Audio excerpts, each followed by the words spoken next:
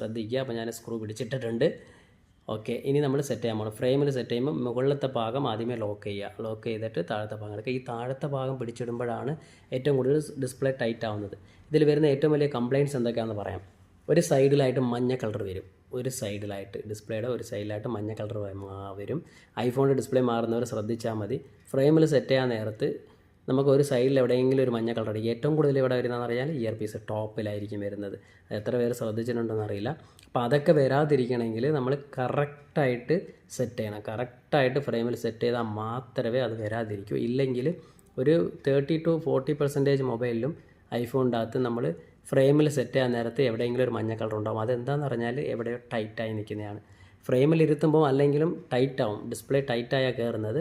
അപ്പോൾ ആ ഇഷ്യൂസ് ഒന്നും വരാതെ ഒന്ന് ശ്രദ്ധിക്കാൻ വെച്ചാൽ. അപ്പോൾ അങ്ങനെയൊക്കെ വരുമ്പോഴാണ് ചിലർ ഈ താഴത്തെ സ്ക്രൂ ഒന്നും ഇടാത്തത്. കാരണം ഇച്ചിരി ലൂസായി നിർത്താൻ വേണ്ടിയിട്ടാണ് താഴത്തെ സ്ക്രൂ ഒന്നും ഇടാത്തത്.